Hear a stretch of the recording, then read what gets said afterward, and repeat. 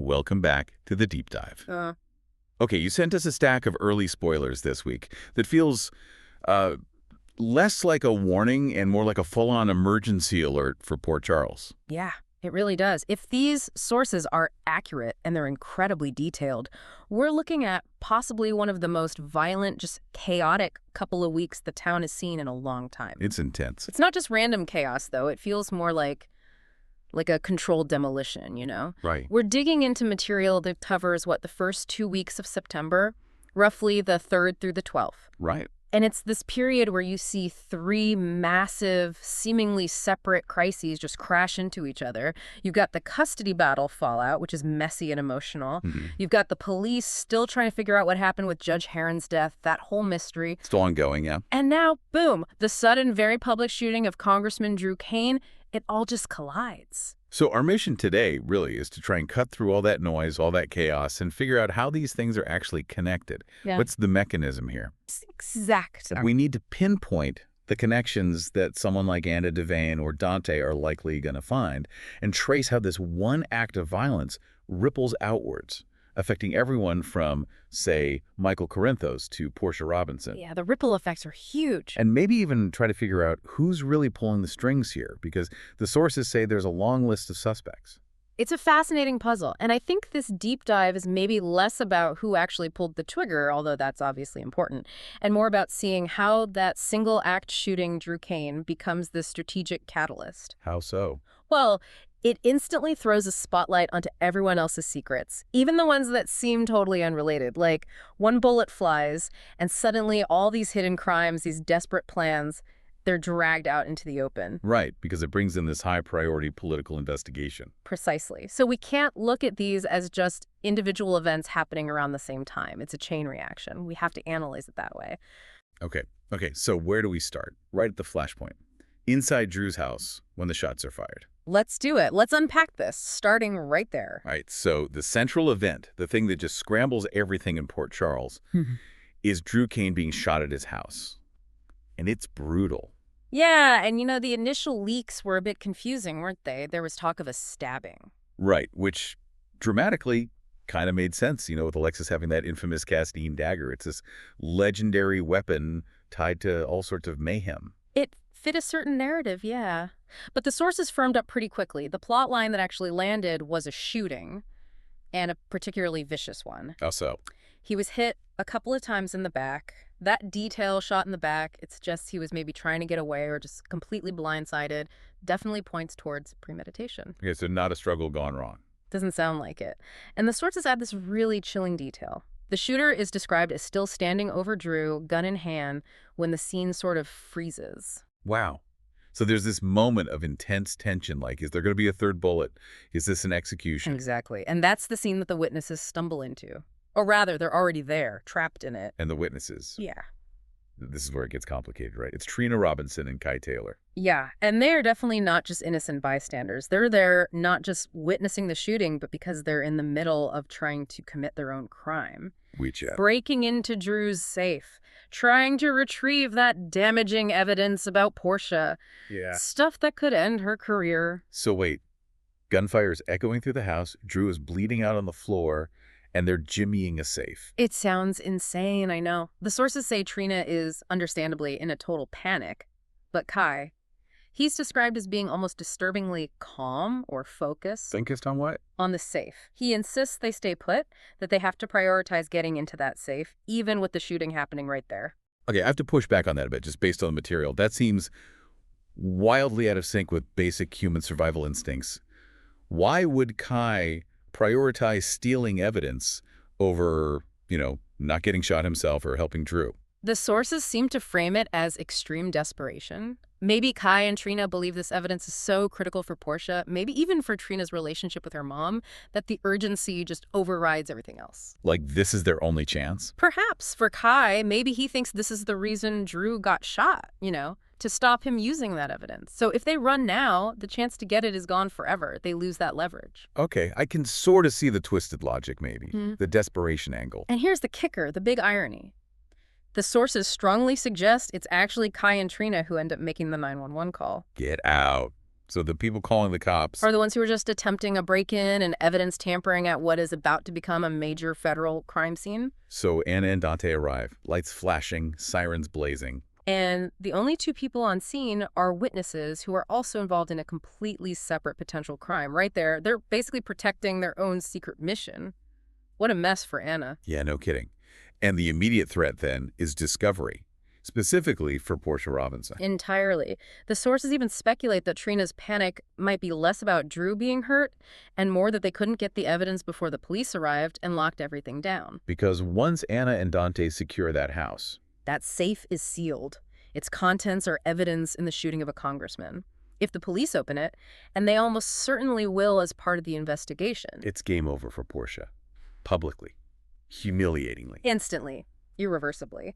And the timing is just brutal for her because the sources also mention she's on the verge of making some kind of major announcement. Right, and the speculation is that she might be about to confess Mm. to what she did. Maybe trying to get out ahead of Drew using the evidence. Exactly that. She's making this huge, life-changing decision, completely in the dark about Trina's B&E attempt at Drew's place, and totally unaware that her, quote, chief tormentor, Drew Kane, is down, possibly dying. So her confession, if she makes it, gets completely overshadowed or even preempted by this huge police investigation landing practically on her doorstep. It's incredibly cruel irony. The violence against Drew doesn't shield her. It actually makes the eventual public discovery of her actions almost certain. Wow. Okay, before we move to Anna's response, what about the initial hints of who might be behind the shooting itself? The sources mention Sidwell. Yeah, they pivot back to those bigger, shadowy conspiracies pretty quickly. The thinking is this looks like something Sidwell might orchestrate. Sidwell, who's tied into Marco Rios and that whole shady organization. Right. Drew is digging into their finances, their structure. Silencing him makes sense from their perspective. But interestingly, the source material specifically says they expect somebody else's fingerprints will also be found. What does that mean? A messy hit. Could be a couple of things. Maybe Sidwell hired a professional killer who had their own motives or connections. Or maybe Drew just had enemies closer to home who also wanted him gone, and it all just collided. So a convergence. Not just a clean corporate hit. That's what it suggests. Yeah. A broader, maybe multi-layered conspiracy, which, fits Port Charles perfectly. #tag2. Anna's intense investigation on the long suspect list set forth fifth focus. All right, let's shift to the official response.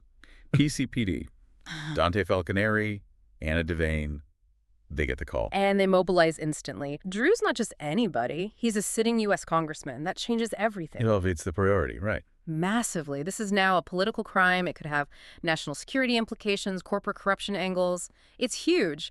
This investigation isn't going to crawl along at the usual soap opera pace. So Anna and Chase, they have to pour resources into this. Takes precedence even over the Judge Heron death. Absolutely. That was high stakes, but this is arguably even higher profile. They need to throw everything they have at it right now. And Anna starts grilling people pretty much immediately. What's her driving question? Simple but crucial. Who wants Drew Kane dead?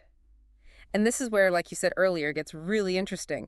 The source material stresses the suspect list is quite long. Not just one or two obvious enemies. Nope. A lot of people had reason to dislike or fear Drew. And Anna's not just looking for the shooter. She's apparently looking for the person at the top.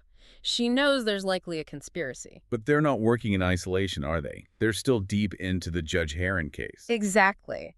And Drew was the one making noise about bribery, about corruption potentially linked to that judge's ruling right before the judge died. So when they look at victim number 1, the judge, and victim number 2, Drew. It's going to look connected. The sources say, obviously. They have to consider these as related crimes. Okay, but if they connect the judge's death, where he ruled in favor of Michael and Sonny, to Drew's shooting, after Drew was talking about bribery, doesn't that point the finger directly at Michael and Sonny? It puts them squarely on the list of persons of interest. Absolutely. The motive is staring them in the face, silencing the guy, threatening to expose the bribery that won them custody. Even if they don't have direct evidence, like linking Sonny's gun or Michael giving an order. The motive is powerful.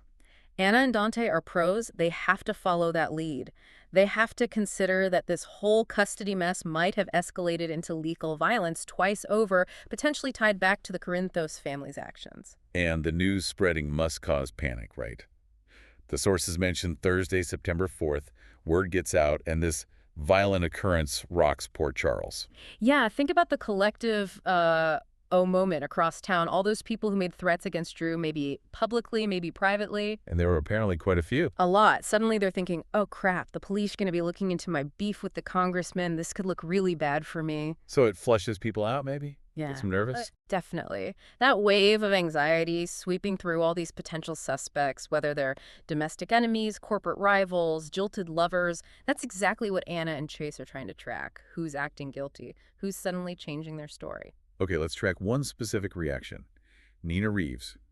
The sources say she takes a big risk on Thursday. Yeah, and the sources had a bit of fun speculating, didn't they? Teasing about her maybe, sneaking into his hospital room with a pillow if he survives. Yeah, a little nod to her desperation, maybe. Yeah. It's likely hyperbolic, sure, but the core idea is that Nina's risk is probably aggressive. It's about protecting herself, protecting the life she's built, maybe even protecting Michael in some way. Because if Drew survives and talks, He could expose not just Michael's bribery stuff, but maybe things Nina knew or was involved in. So her big risk is probably aimed at damage control, maybe even silencing him further somehow.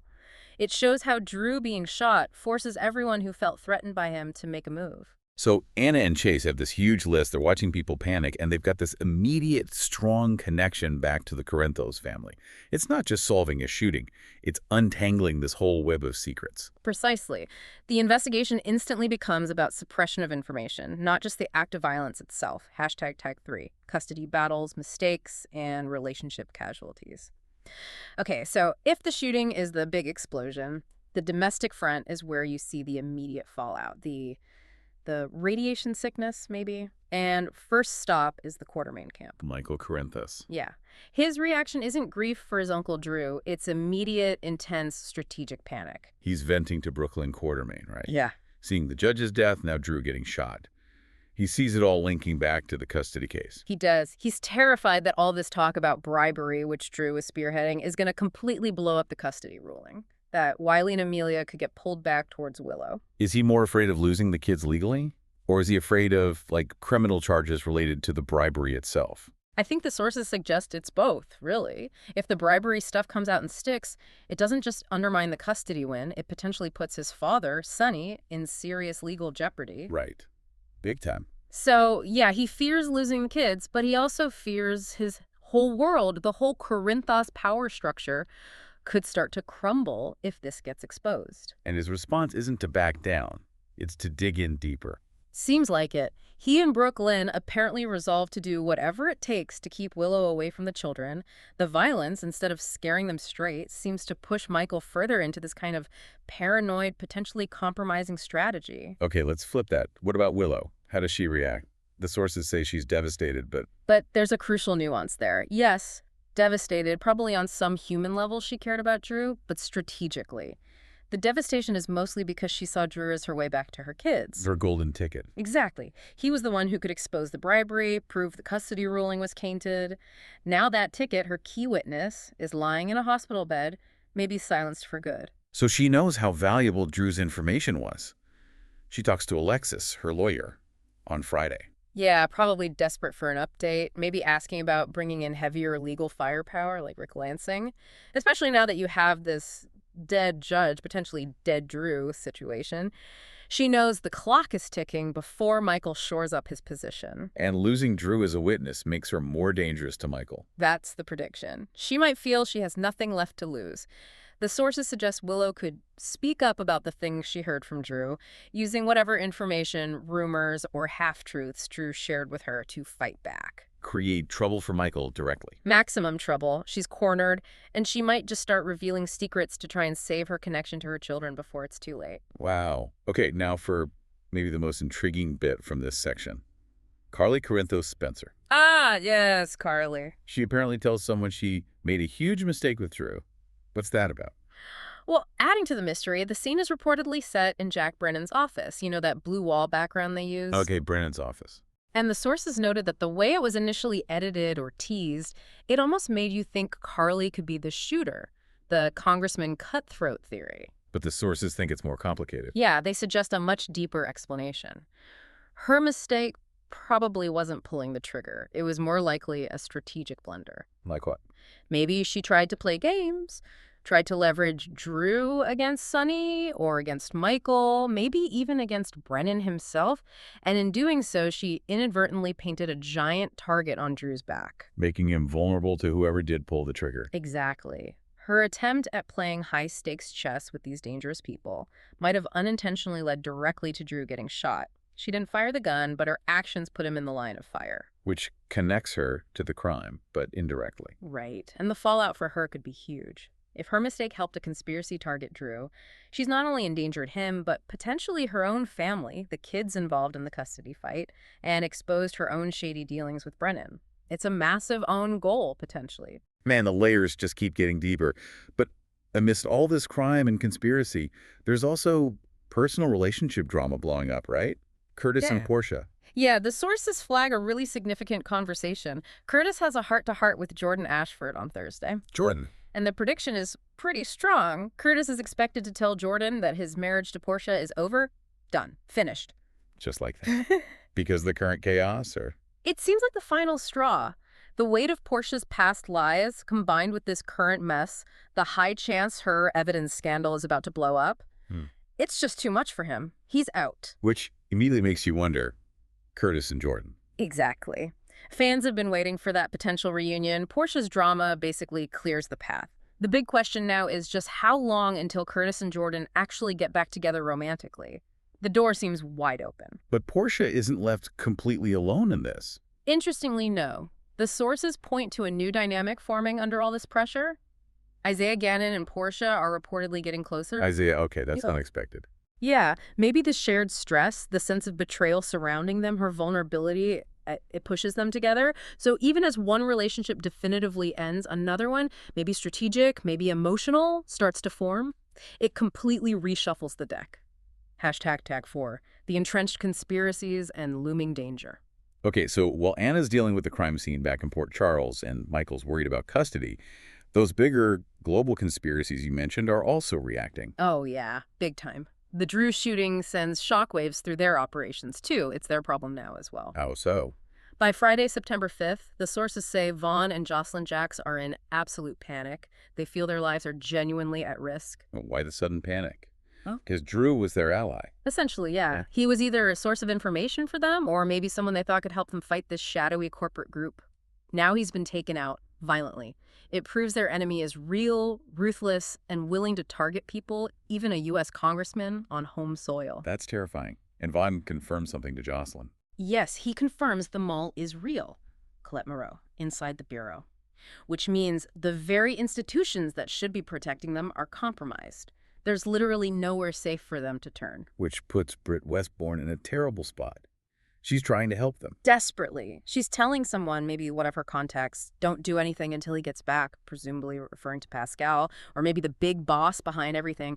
She's trying to buy time, stall whatever bad thing is coming for Joss and Vaughn. But she's hampered, isn't she? The sources mentioned something about medication. Yeah, this is a crucial vulnerability.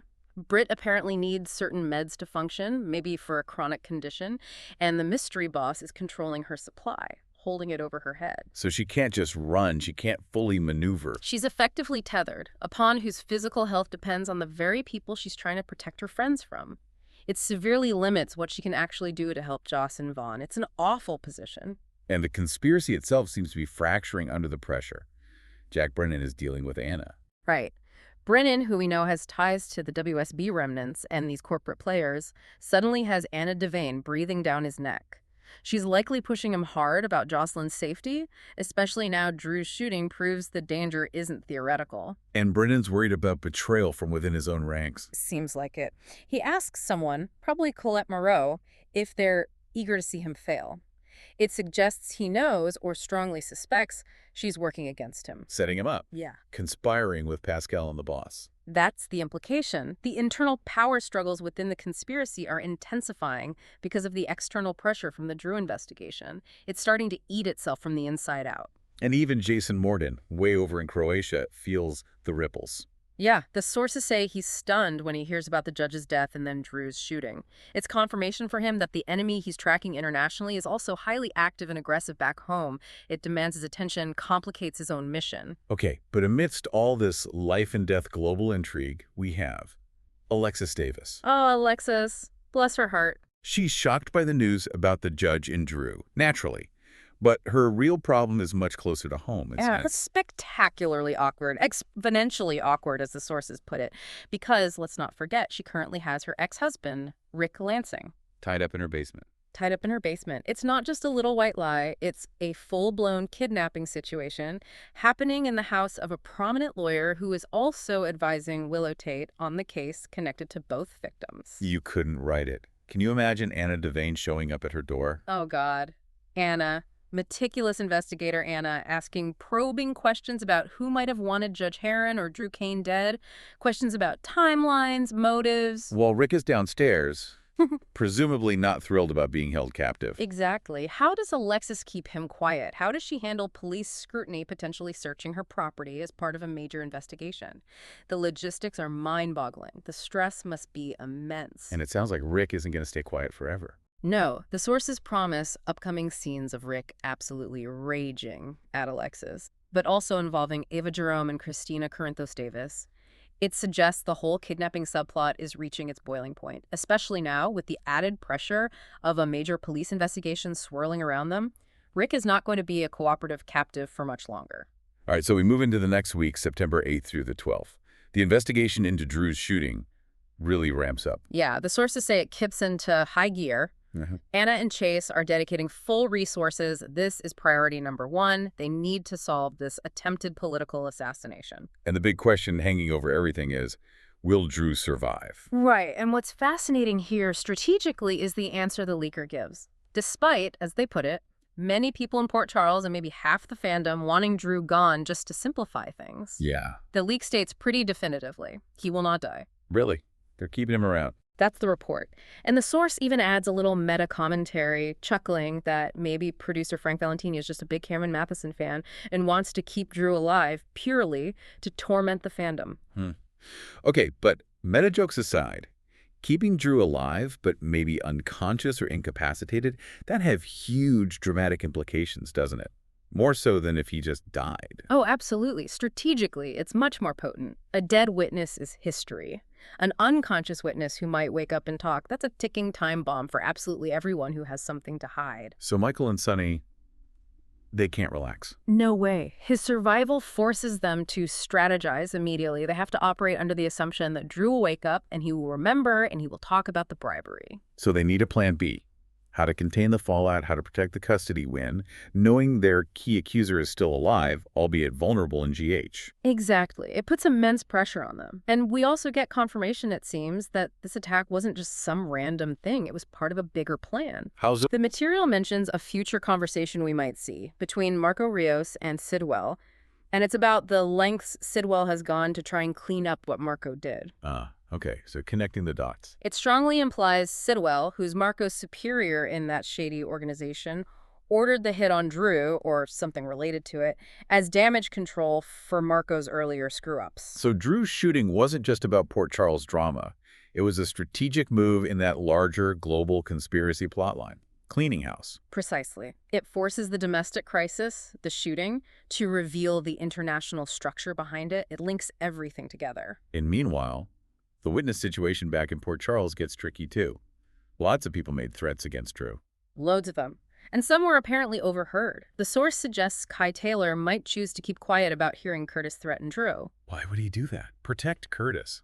Maybe less about protecting Curtis and more about protecting Trina, and by extension, Portia. Remember, Kai's priority seems to be that safe and Portia's secret. If Kai points the finger at Curtis, Portia's ex, it might deflect suspicion from anyone involved with the safe break-in, but it also lands Curtis right in the middle of a federal investigation. Kai's silence, or what he chooses to reveal, becomes a really strategic piece of the puzzle. He holds a lot of cards there. But other people might not be so quiet. And Willow. She's still the wild card. Definitely. She's devastated because Drew was her path back to her kids. Her golden ticket is gone, or at least on hold. That desperation is a powerful motivator.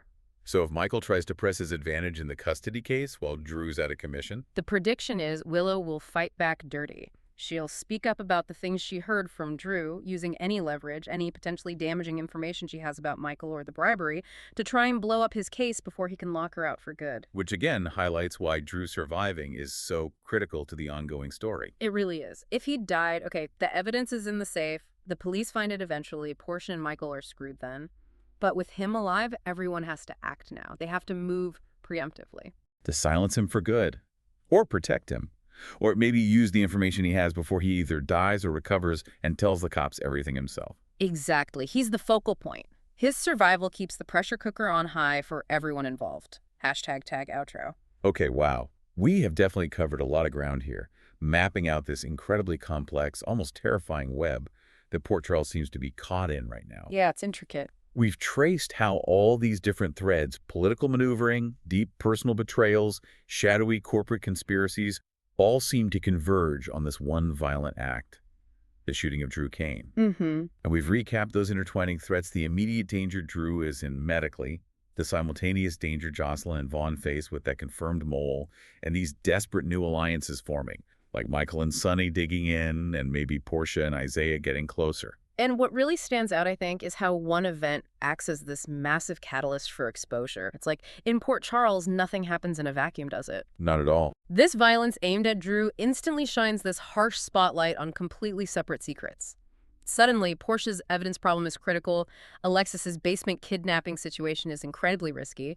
Britt's whole survival strategy is threatened because the heat is on. Drew's body, lying there, becomes the pivot point for everyone else's next move. Absolutely. And think about that safe. Drew's safe. It holds the key to the custody battle, the bribery proof, maybe even clues about the wider conspiracy, and it's now sealed inside a federal crime scene. So the police, Anna and Dante, they're inadvertently acting as this ticking clock. Totally. If Anna opens that safe, boom, legal explosion for Portia, for Michael. But if Drew wakes up before they get to it, boom, criminal explosion for the shooter and whoever hired them. It's a race against time with two potentially devastating outcomes. So considering how vital that bribery evidence is for so many people, Willow needs it, Michael fears it, Portia dreads it. Here's something for you, the listener, to think about. What's actually the bigger risk right now? Yeah, good question. Is it the legal fallout if the police recovered the safe's contents first? That ruins Portia, potentially Michael too, maybe changes custody entirely. Or is the greater danger the criminal fallout? The sheer terror that Drew might open his eyes, point a finger, and names the shooter, the conspiracy behind them. Which threat is truly worse? Something to definitely mull over as you keep watching this absolute chaos unfold in Port Charles.